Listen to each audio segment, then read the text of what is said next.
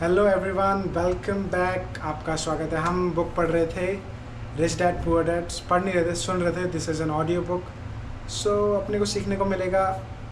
और भी काम करते हुए हम बुक भी सुन सकते हैं। सो इट इज़ मल्टीटास्किंग, जो कि बहुत ज़रूरी है। नहीं तो बैठ के बुक पढ़ना बहुत मुश्किल हो जाता है यार, मेरे बस का नहीं है। So I prefer audio book. So अभी हमने एक बड़ी बुक स्टार्ट करी थी, that is rich dad poor dad. बड़ी book in the sense it's not आधे घंटे की नहीं है, 1 घंटे की नहीं है, इट्स 7 आवर्स। सो ऑलमोस्ट हमने 4 आवर्स कंप्लीट कर लिए हैं। बाकी के पार्ट्स में यू कैन चेक आउट।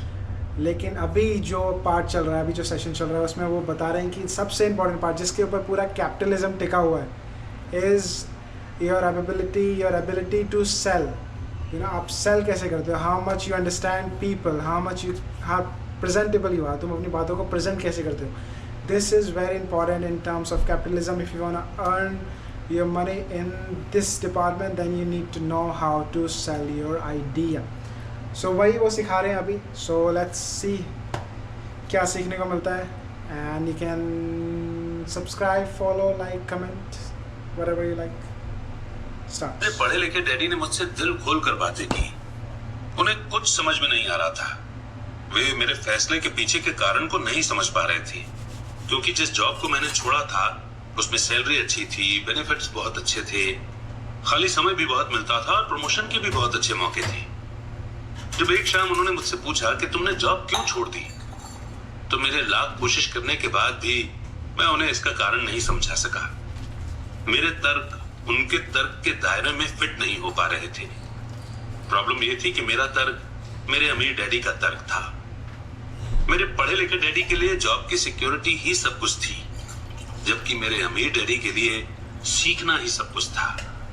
पढ़े लिखे डैडी का मानना था कि मैं शिप का ऑफिसर बनने की एजुकेशन लेने के लिए स्कूल गया था, जबकि अमीर डैडी जानते थे कि मैं इंटरनेशनल बिजनेस को स्टडी करने के लिए स्कूल गया था। तो एक स्टूडेंट की तरह मैं सदर ईस्ट और साउथ पैसिफिक जाने वाले जहाजों पर, ऑयल टैंकरों और पैसेंजर जहाजों पर काम करता रहा। अमीर डैडी इस बात पर जोर देते थे कि मैं यूरोप की तरफ जाने वाले जहाजों के बजाय पैसिफिक ओशियन पर अपना ध्यान फोकस करूं, क्योंकि भविष्य के देश एशिया में हैं, यूरोप में नहीं। जबकि मेरे ज्यादातर क्लासमेट्स, जिनमें माइक भी शामिल था, अपने घरों पर पार्टी और मौज मस्ती करते थे, तब मैं Japan, Taiwan, Thailand, Singapore, Hong Kong, Vietnam, Korea और फिलीपींस में बिजनेस लोगों और बिजनेस करने के स्टाइल और कल्चर के बारे में जान रहा था। मैं भी पार्टी कर रहा होता था, पर अपने घर पर नहीं। मेरी नॉलेज बहुत तेजी से बढ़ रही थी। पढ़े लिखे डैडी कभी नहीं समझ सके कि मैंने ये जॉब क्यों छोड़ी और इसके बाद मरीन कॉर्प्स में क्यों शामिल हुआ। मैंने उन्हें बता दिया कि मैं जहाज उड़ाना सीखना चाहता हूं, पर असल में मैं ट्रूप का लीडर बनना सीखना चाहता था। अमीर डैडी ने मुझे बता रखा था कि कंपनी चलाने का सबसे मुश्किल काम था लोगों से काम लेना। उन्होंने 3 साल तक आर्मी में काम किया था। मेरे पढ़े लिखे डैडी ने ऐसा कभी नहीं किया था। अमीर डैडी ने मुझे बताया कि खतरनाक सिचुएशन में किस तरह लोगों को लीड किया जाए। जो चीज तुम्हें अगली सीखनी चाहिए वो है लीडरशिप। उन्होंने कहा, अगर आप एक अच्छे लीडर नहीं हैं तो आप पर पीछे से भी गोली चलाई जा सकती है, जैसा बिजनेस में किया जाता है। 1973 में वियतनाम से लौटने पर मैंने कमीशन से इस्तीफा दे दिया। हालांकि मैं हवाई जहाज उड़ाना पसंद करता था, मैं जेरोक्स कंपनी में काम करने लगा। मैंने इसमें एक वजह से जॉब की थी। मैं एक शर्मीला आदमी था और सेल्स का आइडिया मुझे दुनिया का सबसे डरावना टॉपिक लगता था। जेरोक्स अमेरिका में सेल्स ट्रेनिंग प्रोग्राम में बहुत बढ़िया कंपनी मानी जाती थी। अमीर डैडी को मुझ पर गर्व था, मेरे पढ़े लिखे डैडी को मुझ पर शर्म आती थी। एक इंटेलेक्चुअल होने के नाते वे सोचते थे कि सेल्समैन उनके नीचे के लेवल के होते हैं। मैंने जेरोक्स में 4 साल तक काम किया, जब तक कि मुझे दरवाजे खटखटाने और रिजेक्ट कर दिए जाने के डर से आजादी नहीं मिल गई। एक बार मैं कंपनी के टॉप 5 बेस्ट सेल्समैन में आने लगा तो मैंने एक बार फिर इस्तीफा दे दिया और आगे बढ़ गया। एक बार फिर से मैंने एक अच्छी खासी कंपनी के साथ अपना बढ़िया करियर छोड़ दिया था। 1977 में मैंने अपनी पहली कंपनी खोली।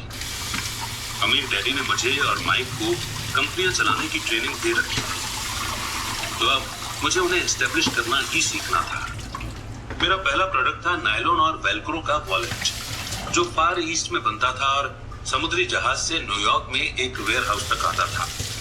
मेरी फॉर्मल एजुकेशन पूरी हो चुकी थी और अब मेरे स्किल्स को टेस्ट करने का समय आ गया था।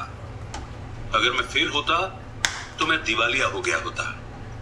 अमीर डैडी का मानना था कि 30 साल के पहले ही दिवालिया होना सबसे अच्छा होता है, आपके पास संभलने का मौका होता है। उनकी सलाह थी। मेरे 30वें जन्मदिन की शाम को मेरा पहला शिपमेंट कोरिया से न्यूयॉर्क के लिए रवाना हुआ। आज मैं इंटरनेशनल लेवल पर बिजनेस करता हूं और जैसे मेरे अमीर डैडी मुझे एनकरेज किया करते थे, मैं डेवलपिंग कंट्रीज पर फोकस करता हूं। आज मेरी इन्वेस्टमेंट कंपनी दक्षिण अमेरिका, एशिया, नॉर्वे और रूस में इन्वेस्ट करती है। एक कहावत है, जॉब एक शॉर्ट फॉर्म है जस्ट ओवर ब्रोक का, और दुर्भाग्य से एक करोड़ों लोगों के लिए सही साबित होता है, क्योंकि स्कूल ये नहीं समझाता कि फाइनेंशियल बुद्धि भी बुद्धि का ही एक रूप है। इसलिए ज्यादातर एम्प्लॉय या मजदूर अपने साधनों के अंदर रह रहे हैं। वे मेहनत करते हैं और अपने बिल चुकाते हैं। एक और डरावनी मैनेजमेंट थ्योरी है, काम करने वाले इसीलिए कड़ी मेहनत करते हैं ताकि उन्हें जॉब से न निकाल दिया जाए, और मालिक उन्हें सिर्फ इतना देते हैं ताकि काम करने वाले काम छोड़कर न चले जाएं। अगर आप ज्यादातर कंपनियों की सैलरी देखें तो आप पाएंगे कि इस बात में थोड़ी बहुत सच्चाई तो है। इसका कुल नतीजा ये होता है कि ज्यादातर एम्प्लॉय आगे नहीं बढ़ पाते। वे वही करते हैं जो उन्हें सिखाया जाता है। सिक्योर जॉब खोज लो। ज्यादातर काम करने वाले कम समय के इनाम जैसे सैलरी और दूसरे फायदों के लिए काम करते हैं, पर लॉन्ग टर्म के नजरिए से ये उनके लिए नुकसान का सौदा साबित होता है। इसके बजाय मैं यंग लोगों को यही सलाह दूंगा कि जॉब खोजते समय वे इस बात पर कम ध्यान दें कि वे कितना कमा रहे हैं, और इस बात पर ज्यादा ध्यान दें कि वे कितना सीख रहे हैं। रास्ते पर आगे की तरफ देखकर ये तय करें कि किसी खास प्रोफेशन को चुनने के पहले और रैट रेस में घुसने के पहले वे कितने स्किल्स में माहिर होना चाहते हैं। जेरी मैगवायर फिल्म में टॉम क्रूज का बहुत बढ़िया रोल था, और इस फिल्म में कई बहुत जोरदार डायलॉग थे।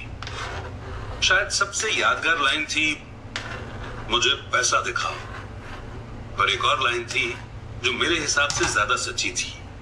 ये उस सीन में थी जहां टॉम क्रूज फर्म छोड़कर जा रहा है।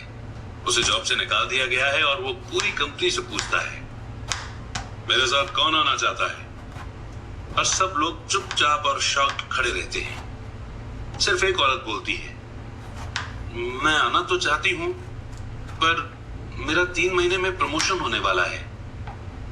ये लाइन शायद पूरी फिल्म की सबसे सच्ची बात है। ये उस तरह का स्टेटमेंट है जो बिल चुकाने के लिए मेहनत करने वाले लोग हमेशा इस्तेमाल करते हैं। मैं जानता हूं कि मेरे पढ़े लिखे डैडी हर साल सैलरी बढ़ने की आशा लगाए रखते थे, और हर साल उन्हें निराशा होती थी। इसलिए वे फिर से स्कूल जाकर और ज्यादा क्वालिफिकेशन हासिल करते थे ताकि उन्हें एक और सैलरी इंक्रीमेंट मिल सके। पर एक बार फिर उन्हें निराशा ही हाथ लगती थी। मैं अक्सर लोगों से ये सवाल पूछता हूं, रोजमर्रा के ये काम आपको कहां ले जा रहे हैं? छोटे हैमस्टर की तरह लोगों को ये देखना चाहिए कि उनकी कड़ी मेहनत का नतीजा क्या निकल रहा है, उनका भविष्य कैसा होगा। Cyril Brickfield, the American Association of Retired People के पहले वाले एग्जीक्यूटिव डायरेक्टर का कहना है कि प्राइवेट पेंशन की हालत बहुत खराब है। पहली बात तो यह है कि आज काम करने वालों में से 50% को कोई पेंशन नहीं मिलेगी। इसी बात से चिंता होनी चाहिए। और बाकी बचे 50% में से भी 75 से 80% लोगों को मामूली पेंशन मिलेगी, जो हर महीने 5500 रुपए या 10,000 रुपए या 20,000 रुपए होगी। अपनी बुक द रिटायरमेंट मिथ में क्रेग एस कापेल लिखते हैं, मैं एक बड़ी नेशनल पेंशन एडवाइजरी फर्म के हेड ऑफिस में गया और मैं मैनेजिंग डायरेक्टर से मिला जिसकी एक्सपर्टीज बढ़िया रिटायरमेंट प्लान्स तैयार करने में थी। जब मैंने उससे पूछा कि छोटे ऑफिस में काम करने वाले लोगों को पेंशन से कितनी इनकम की उम्मीद करनी चाहिए, तो उसने विश्वास भरी मुस्कुराहट के साथ कहा, सिल्वर बुलेट। Silver bullet? इसका क्या मतलब होता है? मैंने पूछा। उसने अपने कंधे उचकाए। अगर बुजुर्गों को ये लगता है कि बुढ़ापे में उनके पास जिंदा रहने के लिए काफी पैसे नहीं हैं, तो वे अपने आप को गोली मार सकते हैं। कार्पल इसके बाद पुराने रिटायरमेंट प्लान और ज्यादा खतरनाक नए 401 के प्लान में फर्क को क्लियर करते हैं। ज्यादातर काम करने वालों के लिए ये कोई सुखद तस्वीर नहीं है, पर ये तो ही रिटायरमेंट की बात। जब इस तस्वीर में मेडिकल फीस और long term nursing home facility को जोड़ा जाता है तो तस्वीर डरावनी हो जाती है। उनकी 1995 की बुक में वे बताते हैं कि नर्सिंग होम की फीस हर साल 30 लाख से 50 लाख डॉलर है। और अगर हम इंडिया की बात करें तो अमेरिका और इंडिया में दोनों जगह गवर्नमेंट ऑफिशियल्स को पेंशन बंद है। वहां पर 401 के प्लान है और इंडिया में एनपीएस यानी कि न्यू पेंशन स्कीम है, जिसका मतलब है कि हर महीने हम और हमारे एम्प्लॉयर पैसे जोड़ेंगे जो कि किसी म्यूचुअल फंड में रखे जाएंगे ग्रो करने के लिए, और रिटायरमेंट पर हम वो पैसे ले सकते हैं। अगर हम ज्यादा जी लिए और हमारे पैसे खर्च हो गए तो आप ठीक समझे, हम जब बुढ़े होंगे और हमें पैसों की सबसे ज्यादा जरूरत होगी उसी वक्त हमारे पास पैसे नहीं होंगे। आज भी सोशलिस्ट मेडिकल ट्रीटमेंट वाले देशों के कई अस्पतालों में कई कड़े फैसले लेने होते हैं, जैसे कौन जिएगा और कौन मरेगा। वे ये फैसले सिर्फ और सिर्फ इसी आधार पर लेते हैं कि उनके पास कितना पैसा है और मरीज कितने बूढ़े हैं। अगर मरीज बूढ़ा है तो वे अक्सर मेडिकल केयर को किसी जवान आदमी को दे देते हैं। बूढ़ा गरीब मरीज लाइन में सबसे पीछे खड़ा रहता है। तो जिस तरह अमीर लोग बेहतर एजुकेशन हासिल कर सकते हैं, उसी तरह अमीर लोग अपने आप को जिंदा भी रख सकते हैं, जबकि जिनके पास दौलत नहीं है वे मर जाएंगे। तो मैं हैरान हो जाता हूँ कि क्या एम्प्लॉइज भविष्य में देख पा रहे हैं, या उनकी आंखें सिर्फ उनकी अगली सैलरी तक ही जाती है और वे अपने आप से कभी आने वाले भविष्य के बारे में सवाल ही नहीं करते। जब मैं ज्यादा पैसा कमाने की इच्छा रखने वाले नौजवानों के सामने बोलता हूँ तो हमेशा एक ही चीज की सलाह देता हूँ। मैं ये सुझाव देता हूँ कि वे अपने जीवन के बारे में एक लंबा नजरिया रखें। सिर्फ पैसे और सुरक्षा के लिए काम करने के बजाय जो फिलहाल जरूरी है, मैं सुझाव देता हूँ कि वे एक और काम करने लगे जो इन्हें एक और स्किल सिखा दे। अगर वे सेल्स टेक्निक सीखना चाहते हैं तो अक्सर मैं उनसे किसी नेटवर्क मार्केटिंग कंपनी में शामिल होने के लिए कहता हूँ, जिसे मल्टी लेवल मार्केटिंग भी कहा जाता है। इनमें से कुछ कंपनियों के ट्रेनिंग प्रोग्राम बहुत बढ़िया होते हैं, जो लोगों के मन से झिझक और नाकामयाबी का डर निकाल देते हैं, जो लोगों के फेल होने का मेन कारण होते हैं। लंबे समय में एजुकेशन या नॉलेज पैसे से ज्यादा कीमती होती है। जब मैं ये सुझाव देता हूँ तो अक्सर लोगों का जवाब होता है, पर इसमें झंझट बहुत है, या मैं सिर्फ वही करना चाहता हूँ जिसमें मेरी रुचि है। इसमें बहुत झंझट है। इसके जवाब में मैं पूछता हूँ, तो आप जिंदगी भर सिर्फ इसलिए काम करते रहेंगे ताकि आपकी इनकम में से 50% आप गवर्नमेंट को दे दें? दूसरा रिस्पॉन्स, मैं सिर्फ वही करना चाहता हूँ जिसमें मेरी रुचि है। इसके जवाब में मैं ये कहता हूँ कि मैं जिम जाने में बिल्कुल रुचि नहीं रखता, पर मैं वहां इसलिए जाता हूँ ताकि मैं ज्यादा फिट हो सकूं और ज्यादा समय तक जिंदा रह सकूं। दुर्भाग्य से उस पुरानी कहावत में कुछ सच्चाई है। आप एक बूढ़े कुत्ते को नई चालबाजी नहीं सिखा सकते। जब तक कोई आदमी खुद को बदलने के लिए तैयार न हो, बदलना बहुत मुश्किल होता है। पर उन लोगों के लिए जो कुछ नया सीखने के विचार से मोटिवेट हो सकते हैं और जो राह पर खड़े हैं, मेरा सुझाव यही है, जिंदगी बहुत हद तक जिम जाने की तरह है। इसमें सबसे दर्द भरा हिस्सा वहां जाने का फैसला लेना है। एक बार जब आप ये फैसला कर लेते हैं तो बाकी सब आसान हो जाता है। ऐसे कई दिन आए हैं जब मैं जिम जाने के नाम से काम जाता हूँ, पर एक बार जब मैं वहां पहुंच जाता हूँ और काम शुरू कर देता हूँ तो मुझे इसमें मजा आने लगता है। जब मैं वहां से निकलता हूँ तो मुझे हमेशा खुशी होती है कि मैं वहां गया था। अगर आप कुछ नया सीखने में दिलचस्पी नहीं रखते हैं और इसके बजाय आप अपने फील्ड में बहुत एक्सपर्टीज हासिल करने पर जोर देते हैं, तो ये पक्का कर लें कि जिस कंपनी के लिए आप काम करते हैं वहां यूनियन हो। लेबर यूनियन एक्सपर्ट्स की रक्षा के लिए ही बनाई जाती है। मेरे पढ़े लिखे डैडी जब गवर्नर की कृपा दृष्टि से दूर हो गए तो वे हवाई में टीचर्स यूनियन के प्रेसिडेंट हो गए। उन्होंने मुझे बताया कि ये उनके द्वारा किया गया सबसे मुश्किल काम था। मेरे अमीर डैडी ने दूसरी ओर जिंदगी भर ये कोशिश की कि उनकी कंपनियों में यूनियन न बन पाए। वे इसमें कामयाब हुए। हालांकि यूनियन काफी करीब आ गई थी, पर अमीर डैडी हमेशा उन्हें दूर रखने में कामयाब हो जाते थे। पर्सनली मैं किसी का पक्ष नहीं लेता, क्योंकि मुझे दोनों ही बातों में फायदे दिखते हैं और उनकी जरूरत दिखती है। अगर आप स्कूल के द्वारा दिखाए गए रास्ते पर चलते हैं, हाई एक्सपर्टीज हासिल करते हैं, तो फिर आप यूनियन की सुरक्षा में चले जाएं। एग्जाम्पल के लिए, अगर मैं अपने हवाई जहाज उड़ाने के करियर में गया होता तो मैंने एक ऐसी कंपनी पसंद की होती जिसकी पायलट यूनियन बहुत तगड़ी होती। क्यों? क्योंकि मेरी जिंदगी सिर्फ एक स्किल को सीखने के लिए समर्पित होती, जिसकी वैल्यू सिर्फ एक इंडस्ट्री में ही हो सकती थी। अगर मुझे उस इंडस्ट्री से निकाल दिया गया होता तो मेरे स्किल्स किसी दूसरे इंडस्ट्री में उतने काम के नहीं होते। अगर किसी सीनियर पायलट को निकाल दिया जाए जिसके पास 1 लाख घंटे का फ्लाइंग एक्सपीरियंस हो और जो हर साल $15 लाख कमा रहा हो, उसे स्कूल टीचिंग में इतनी ज्यादा कमाई वाली बराबरी की जॉब ढूंढने में बहुत दिक्कत आएगी। स्किल्स एक इंडस्ट्री से दूसरी इंडस्ट्री में ट्रांसफर नहीं होती, क्योंकि एयरलाइन इंडस्ट्री में जिन स्किल्स की जरूरत होती है और जिसके लिए पायलट को ज्यादा सैलरी दी जाती है, वे स्कूल सिस्टम में उतने इंपॉर्टेंट नहीं होते। आज डॉक्टरों के लिए भी ये सही है। मेडिकल फील्ड में इतने बदलाव हो रहे हैं। कई मेडिकल एक्सपर्ट मेडिकल ऑर्गेनाइजेशन जैसे HMO से जुड़ना पसंद करते हैं। स्कूल के टीचर्स को यूनियन का मेंबर होना पड़ता है। आज अमेरिका में टीचर्स की यूनियन सबसे बड़ी और अमीर लेबर यूनियन है। NEA यानी कि नेशनल एजुकेशन एसोसिएशन के पास बहुत ज्यादा पॉलिटिकल इन्फ्लुएंस है। टीचर्स को अपनी यूनियन की सुरक्षा की जरूरत होती है, क्योंकि एजुकेशन के बाहर उनकी स्किल्स की वैल्यू रिलेटिवली काफी कम होती है।